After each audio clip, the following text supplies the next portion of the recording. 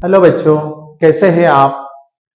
आज हम लोग इस वीडियो में इक्वेशन ऑफ प्लेन के बारे में देखेंगे। एक्चुअली ये जो टॉपिक है, ये टॉपिक क्या है, लाइन एंड प्लेन, जिसका हमने 50% पार्ट ओवर किया है लाइन का। इसके पहले जो वीडियोस रिलीज हुए हैं अपने, उसमें खाली लाइंस लाइंस के पूरे थ्योरम्स ये सब हमने देखा। अभी हम लोग इक्वेशन ऑफ प्लेन, इसका जो 50% वाला पार्ट है, हम उसको जा रहे हैं। करेक्ट। अभी हम लोग यहां पे जाएंगे इक्वेशन ऑफ प्लेन के लिए। देखो इक्वेशन ऑफ प्लेन में क्या है, a plane is a surface such that the line joining two points has entirely lies in the plane. मान लो ये मेरा एक प्लेन है, हैंड है, इसके ऊपर दो पॉइंट है, हॉरिजॉन्टल प्लेन है, ये दो पॉइंट लिया और इसको हमने एक लाइन से कनेक्ट किया। दो पॉइंट को हमने एक लाइन जोड़ दी, तो ये जो लाइन है, मान लो ये जो अपना पेन है, ये मैंने यहाँ पे ऐसे रखा है, ये दो पॉइंट से जा रहा है। सो डेफिनेटली ये जो लाइन है, ये प्लेन के अंदर क्या होगी, लाई होगी। So simple concept. So plane is determined by, क्या डिटरमाइन करता है, two intersecting lines, two parallel lines, a line and a point outside it, three non collinear points. Correct. See, अब a line perpendicular to the plane is called as normal. अब देखो ऐसा है, ये plane है, दोबारा हम एग्जांपल लेंगे।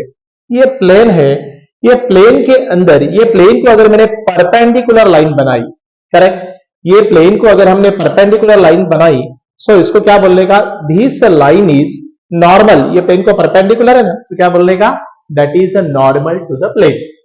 ए line perpendicular plane is called as normal to the plane. और ध्यान रखो, समझो ये मैंने एक्स वाई प्लेन लिया, करेक्ट, ये एक्स वाई प्लेन है, तो ये वाली लाइन क्या बताएगी, your is z axis, and unit vector along z axis क्या होता, आई जे एंड के होता है, के, बराबर है। सो नथिंग बट यहां पे देखो direction ratio of the normal to x y plane क्या होता, 0 0 1, बिकॉज ओनली जेड एक्सिस है ना, एक्स वाई प्लेन को परपेंडिकुलर, सो इसलिए ओनली 0 0 1। ये बात ध्यान में रखो, बाकी इंपॉर्टेंट इसमें ज्यादा कुछ है नहीं। हम नेक्स्ट पॉइंट को जाएंगे। अब देखो equation of a plane passing through a point and perpendicular to a vector, बराबर है।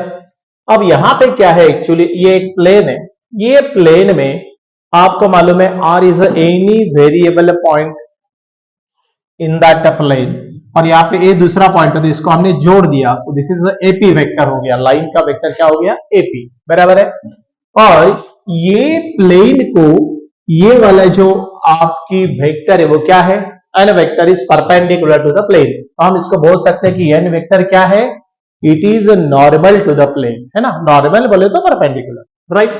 ओके, अब देखो the equation of the plane passing through the point and perpendicular to the vectors. The equation of the plane passing through the point, कौन से point से जा रहा है, ये जो प्लेन है ये ए पॉइंट में से पास हो, बराबर है। Nothing but this point is lies in the plane and perpendicular to the vector n। ये n वेक्टर को, ये प्लेन कैसा है, परपेंडिकुलर, और ये प्लेन कौन से पॉइंट से जा रहा है, a, बराबर। तो इसका ये फॉर्मूला याद रखना, r डॉट n, ये फॉर्मूला अपने लिए इंपॉर्टेंट है। r dot n is equal to a dot n, correct, a vector dot n, ये ध्यान में रखना, बराबर। अब देखो यहां पे आपने ध्यान से देखा होगा, तो ए वेक्टर क्या है, नथिंग बट अपनी प्लेन कौन से पॉइंट से जा रही है, उसका ये पोजीशन वेक्टर है। एन वेक्टर क्या है, n vector is the vector perpendicular और नॉर्मल टू द प्लेन। इनका दोनों का डॉट प्रोडक्ट लिया तो क्या आएगा, स्केलर आएगा, बोले तो एक नंबर आएगा, बराबर है। और ये ए डॉट एन जो होता है, ये स्केलर है, उसको अगर अपने डी से डिनोट किया तो हम इसी को ये फॉर्मेट में भी लिख सकते हैं, a dot n is equal to d vector, बराबर है। सो ये form gets converted into what, r dot n equal to d. बस यही आपको बोला है, वहां पे वही लिखा है, बाकी कोई प्रॉब्लम नहीं है, करेक्ट। चलो बढ़िया, आगे चलेंगे। तो ये वाला इक्वेशन याद रखो सॉरी, चलो बढ़िया। अब देखो अगेन थोड़ा आगे चलेंगे। कार्टेशियन फॉर्म, वो वाला वेक्टर फॉर्म था, ये कार्टेशियन फॉर्म। कार्टेशियन फॉर्म बोले तो एक्स वाई में रहेगा equation, the equation of the plane passing through the point a x1, y1, z1, correct, and direction ratio of whose normal are, normals के direction ratio है a b c, ध्यान में रखना, और x1, y1, z1 क्या है, वो पॉइंट के कोऑर्डिनेट्स है।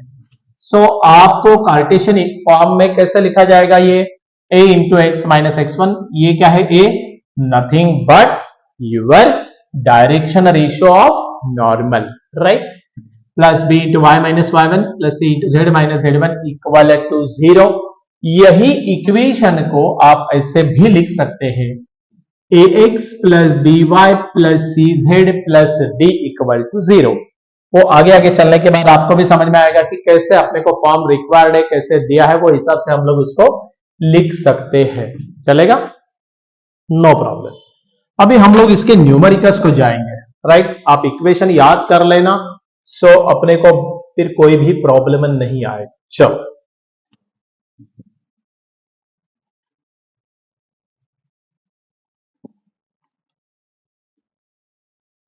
अब हम प्रॉब्लम्स को जाएंगे।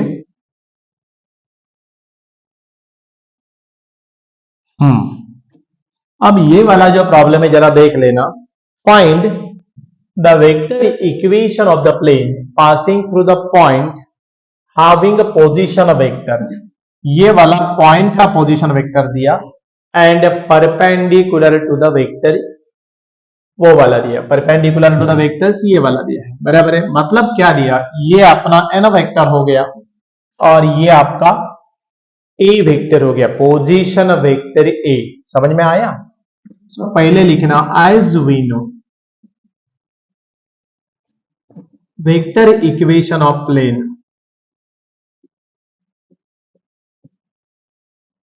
passing through the point, vector equation of the plane passing through the point A, bracket में लिखता हूं position vector A, and normal to the plane, normal का वेक्टर टू द प्लेन,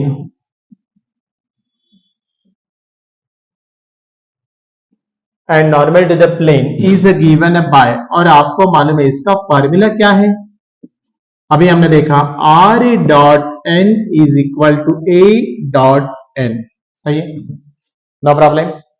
अब देखो यहां पे हमको ये हमने इक्वेशन तो लिख दिया, बराबर, बस r तो आपको मालूम है वेरिएबल पॉइंट है in that plane, and vector and a vector, a vector क्या है, position vector a, position vector a ये बताती है कि वो प्लेन कौन से पॉइंट से गया।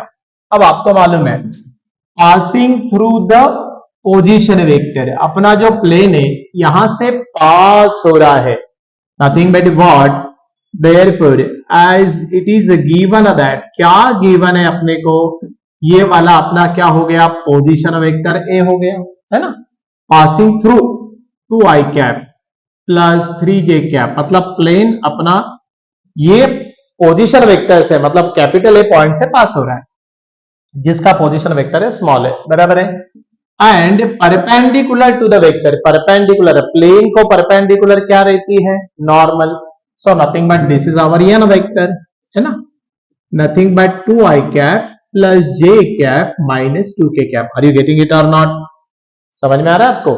अब देखो बस इसमें वैल्यूज को पुट करिए, and therefore vector equation of required vector equation, required vector equation of plane is equal to, अब क्या रहेगा, देखो required vector equation of plane, r dot n is equal to a dot n, क्या है, r dot n is equal to a dot n, required vector equation of plane is nothing but, बराबर। अब हम इसको put करेंगे, r dot n vector क्या है, n vector हमने पहले डिफाइन करके रखा है, 2i cap plus j cap minus 2k cap, है ना।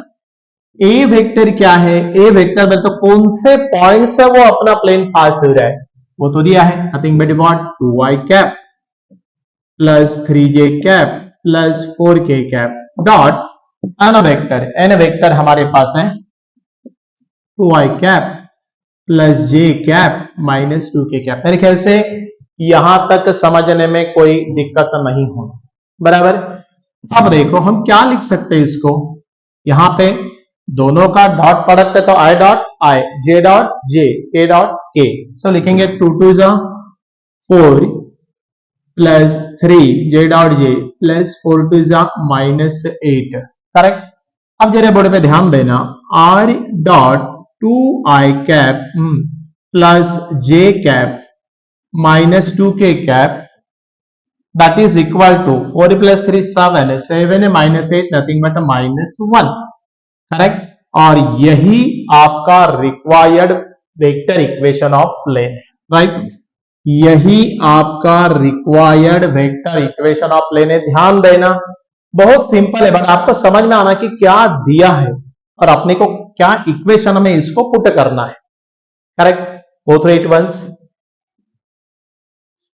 एक बार इसको देख लो सो दैट फिर हम लोग आगे जा सकते हैं, correct, no problem. This is the required vector equation of plane है, मैंने इधर लिखा ही है required vector equation of plane, तो दोबारा लिखता नहीं। So this is required equation, simple है, अरे बहुत सिंपल है, कोई प्रॉब्लम नहीं चलेगा।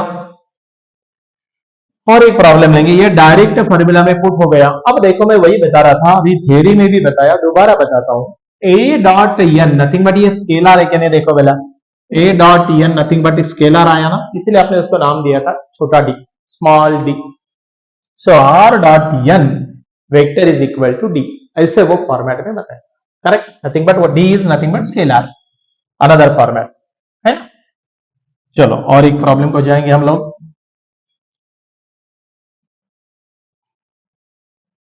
सिंपल है, एक बार समझ लिया ना तो कोई प्रॉब्लम नहीं, बट एक बार आपको समझ में आना चाहिए कि भाई सर एन वेक्टर किसको लेना है, ए वेक्टर में किसको ले लो। प्रॉब्लम में कंफ्यूजन नहीं होना कि भाई दो दो दिया तो इसमें से मेरा एन कौन सा है, ए कौन सा है, ऐसा आपको कंफ्यूजन होना नहीं। अब देखो यहां पे ये भी प्रॉब्लम बढ़िया है, अनदर प्रॉब्लम हम लेंगे, कोई प्रॉब्लम नहीं है, ये भी प्रॉब्लम अच्छा है, आपको समझ में आएगा। देखो क्या बोल रहा है, find the cartesian equation of the plane. अब पहले वेक्टर पूछा, अब कार्टेशियन पूछ रहा है, दोनों की वैरायटी एक एक करके ले रहे, passing through a and the direction ratios of whose normals are. ये डायरेक्शन रेशियो किसके हैं भाई, नॉर्मल के हैं, right. So as we know, Cartesian equation of plane, Cartesian equation of a plane passing through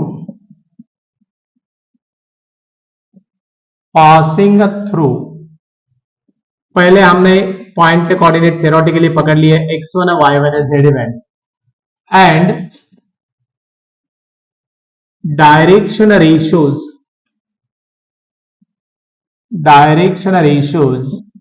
of whose normal are a comma b comma c, then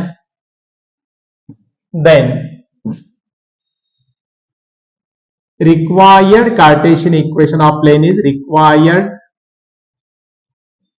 Cartesian equation of plane is. और क्या है वो equation, अभी हमने लिखा था, क्या लिखा था, a into x minus x1 plus b into y minus y1 plus c into z minus z1 and that is equal to what, 0। See paper में ऐसे ब्रैकेट ब्रैकेट डालो, एग्जामिनर खुश हो जाएगा, बोले यार क्या बच्चा, बहुत बढ़िया ही था, नो प्रॉब्लम। अब आपको मालूम है x1 y1 और z1 क्या है, nothing but coordinates of the point, right.